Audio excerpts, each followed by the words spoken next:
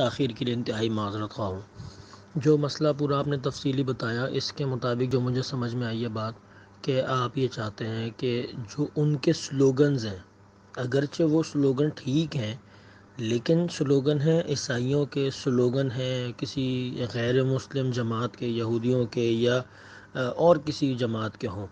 آئی لو Jesus یا کیا کہتے ہیں جیزس دی بیسٹ وغیرہ وغیرہ،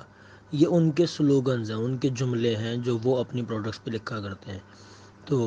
کیونکہ یہ جملے ان کی طرف منسوب ہوتے ہیں، تو اس کا مطلب یہ ہے کہ دیکھنے والے کو عمومی تاثر یہ جاتا ہے کہ یہ کسی عیسائی کی بنائی ہوئی پروڈکٹ ہے، اور عیسائی کے عقائد جو ہیں وہ عقائد فاسدہ ہیں، لہٰذا یہ جملہ جو ہے وہ فاسد عقائد کی طرف دلالت اور اشارہ کرتا ہے، اس لیے اس کا لکھنا کسی مسلمان کے لیے جائز نہیں ہوگا۔ جو مجھے بات سمجھ میں آئی ہے کہ آپ کا اپنی پروڈکٹس پر یہ لکھنا یا آپ کا یہ سلوگن استعمال کرنا جائز نہیں ہے، اگرچہ معنوی اعتبار سے یہ ٹھیک ہے، لیکن کیونکہ یہ پس پشت ایسے عقائد پر دلالت کر رہا ہے جو عقائد فاسد عقائد ہیں، جو نامناسب عقائد۔ مثال کے طور پر آپ دیکھیں، نبی علیہ السلام نے ایک تو پہلی بات وضاحت سے غیر مسلم قوموں کی شباہت اختیار کرنے سے منع فرمایا، اگرچہ وہ جائز ہی کیوں نہ ہو۔ مثال کے طور پر جب نبی علیہ السلام کے زمانے میں اذان کا حکم آیا تو نماز میں جمع کرنے کے لیے مختلف طریقوں پر مشورہ چل رہا تھا۔ کسی نے کہا کہ ہم جو ہے وہ اب آواز دے دیتے ہیں، کسی نے کہا سینگی بجا دیتے ہیں، کسی نے کہا دف بجا دیتے ہیں۔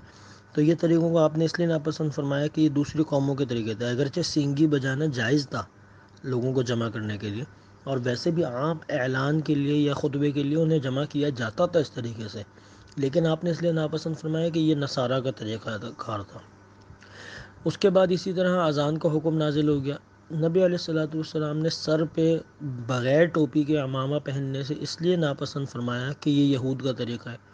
اور خالی سر پر ٹوپی پہننے کو اس لیے ناپسند فرمایا کہ یہ نصارہ کا طریقہ تھا، تو اس لیے آپ نے کہا ٹوپی پہن کے اوپر عمامہ پہننا زیادہ مناسب ہے۔ تو نبی علیہ السلام نے دوسری قوموں کی شباہت اختیار کرنے سے منع کیا ہے اور اس کو سخت ناپسند فرمایا ہے، حتیٰ کہ آپ دیکھیں کہ عاشورہ کا جو روزہ ہے اصل میں روزہ 10 محرم کا ہی ہے، لیکن کیونکہ یہودی بھی رکھتے تھے اس لیے نبی علیہ السلام نے 10 محرم کے ساتھ 9 یا 11 ملانے کا حکم دیا، اور اگر کوئی شخص صرف 10 محرم کا روزہ رکھتا ہے تو اس زمانے سے لے کر اور اب تک یہی فتویٰ چلتا آیا ہے کہ وہ اکیلا روزہ رکھے گا تو مکروہ ہوگا، کیونکہ شباہت اختیار ہو گئی دوسری قوم کی، تو اس لیے وہ جائز جملہ بھی ہے، تب بھی شباہت اختیار کرنا نامناسب ہے۔ اور نمبر 2 بات یہ کہ حدیث کے اندر آتا ہے اتقوا من مواضع التہم، موضع تہمت سے بچو، تو گویا یہ اگر آپ جملہ لکھیں گے تو دیکھنے والا، خریدنے والا سمجھے گا کہ اس کا بنانے والا ایک عیسائی وہ ہے، مکتبہ فکر سے تعلق رکھتا ہے،